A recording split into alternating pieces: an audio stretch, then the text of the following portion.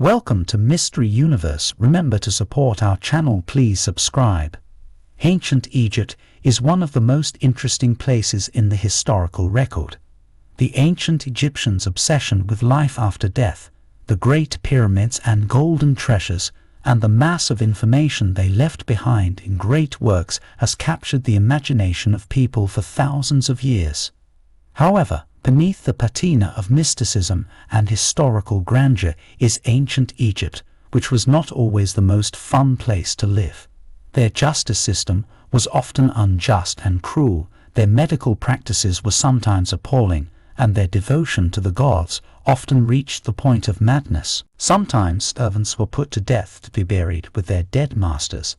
Some have heard of legends before that servants of Faros and other important people in ancient Egyptian history were often killed through ritualistic rites and buried with their dead, so that they could serve them in the afterlife. Many people today will tell you that this is all pure Egyptian mythology, but the truth is that it is actually much more disturbing.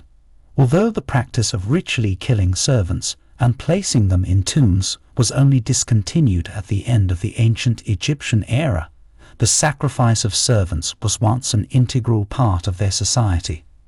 Although those who were sacrificed in this way did not necessarily feel that they were being killed, the ancient Egyptians had a complex relationship with death and were obsessed with the idea of continued life after death. Those servants who were sent to death and buried with their masters were considered privileged because they were allowed to follow the authority figure into the afterlife to serve there as well. However, now it seems it still got on my nerves to know that your fate depended on the accidental death of the person you were working for. The art of mummification. According to Herodotus, the ancient Egyptians had 3 methods of mummification. They differed in their level of complexity and were used depending on the financial status of the deceased's family. Mummy for the poor. Here is the simplest and inexpensive method. In the abdominal cavity, pour the juice of radish, then put the body in sodium lye for 70 days. After that, the body is returned to the family. A mummy for the middle class. For the richer dead, cedar oil was poured into the abdomen through a tube, and again, the body was placed in soda liquor. With this substance, the body was dried to prevent further decomposition, and only then embalmed and wrapped in a cloth impregnated with aromatic and antibacterial substances. According to Herodotus' descriptions, in both of the above cases, the viscera were not removed, but simply processed. For high-ranking individuals, the technology was significantly different. Pharaoh's mummy, the first thing to be removed was the brain. A metal hook was inserted through the nostrils into the head, and some part was pulled out. To get out the rest, injected dissolving substances and then turned the body on its stomach. By the way, it is very interesting. The ancient Egyptians did not put the brain in anything and considered it completely unnecessary for the afterlife. Apparently, it was simply thrown away. Next, a stone knife was used to make an incision in the lower abdomen. Everything but the heart was removed. According to ancient Egyptian beliefs, it was the heart that would help find the way to a new life. The cavities in the body were filled with bandages, sawdust, and other materials. The organs were dried and placed in special vessels. Lead-based makeup helped fight infections and caused harm at the same time. As we know, many ancient cultures used lead-based makeup, and now many of us shake our heads in confusion knowing how toxic lead is, especially when applied to the skin in this way. And while the ancient Egyptians may not have been advanced enough to realize that lead was toxic, they found that the ointment made mainly from lead helped them fight eye infections. The latter were common among the ancient Egyptian people, both because of the constant sand in their eyes and because of the disease-causing microorganisms that swarmed the Nile River. Samples of ancient Egyptian cosmetics from the Louvre have been found to contain lead compounds that can increase nitric oxide in human skin cells, which greatly improves our body's immune response and is therefore useful in fighting infections. Some of the compounds must have been obtained through synthesis. Unfortunately, at that time, people had no idea that lead also causes serious health problems. Anyone who dared to offend the sun god was killed. In ancient Egypt, quite few crimes were classified as particularly serious, and one of the worst crimes that could be committed was any kind of insult or expression of disrespect to the sun god Ra. If an Egyptian harmed the temple, robbed it, or in any way disrespected the god, the offender was sentenced to be burned alive. Such punishment was imposed only on those who committed the worst offense, and it was often accompanied by a ritual. The guilty person was not only punished, but also sacrificed to the gods. Ancient Egyptians rarely resorted to human sacrifices, so this ritual was among the exceptions. Why burning? Firstly, it is unbearably painful, one of the worst deaths. Secondly, burning for the Egyptians had a sacral meaning. They believed that the physical body was necessary for the continuation of the afterlife. But if it was destroyed, for example, burned, the executed person would not be able to continue to exist in the other world. The ancient Egyptians had to contend with various types of parasitic worms. The ancient Egyptians did not have the same choice of footwear that we have today, so foot problems were common. Walking on the sand barefoot was uncomfortable, so most people preferred to wear sandals, which, however, did not really save the situation. However, the worst was when it came to working in the water. If the ancient Egyptians found themselves in the water to work or even just to frolic, they risked encountering schistosomes, worms that entered their bodies through their feet and then destroyed their internal organs. This weakened their immune systems and put them at risk of contracting any dangerous infections.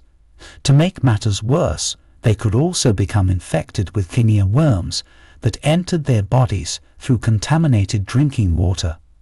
The guinea worm traveled through the body, damaging organs and tissues along the way. When it got to the feet, it would start laying eggs in its preferred location. Ancient Egyptians may also have suffered from having ankylostomas, worms that can cause iron deficiency, anemia, and other symptoms. Taking measures to prevent pregnancy used to be a horrible spectacle. Today, to avoid unwanted pregnancies, people who are not ready at this period of time to procreate use various means of contraception. And as many people know, birth control has been around for many thousands of years. In ancient Egypt, it was believed that mixing most of the honey with the addition of crocodile dung, which was then smeared on a woman's genitals, was the main way to avoid pregnancy. For some reason, they thought it was an effective spermicide, although it actually further increased the likelihood of getting pregnant. Capital punishment in ancient Egypt was rare but extremely cruel. Life in ancient Egypt could be pretty harsh, and beatings were a method of extracting confessions as well as a common punishment. However, at the time, ancient Egypt could be quite strict in terms of punishing criminals. Like much of the ancient world, they were against the senseless imposition of the death penalty. While such a punishment did exist in law, it was very, very rarely used. In fact, there was even a period of time of about 150 years when the death penalty was not officially sanctioned for crimes in ancient Egypt. However, when someone committed a fairly serious crime, such as murder or treason, the death sentence to which they were sentenced was quite severe. Equally strange were the ways of determining a woman's ability to have children. Ancient Egyptian medicine was incredibly advanced for its time. But from the height of the millennia that have passed, we realize how savage and barbaric their methods were. The methods of determining a woman's fertility deserve special attention. For example, some doctors rubbed oil all over a patient's body and told her to lie down until morning. If she looked good and fresh in the morning, then the woman was able to get pregnant.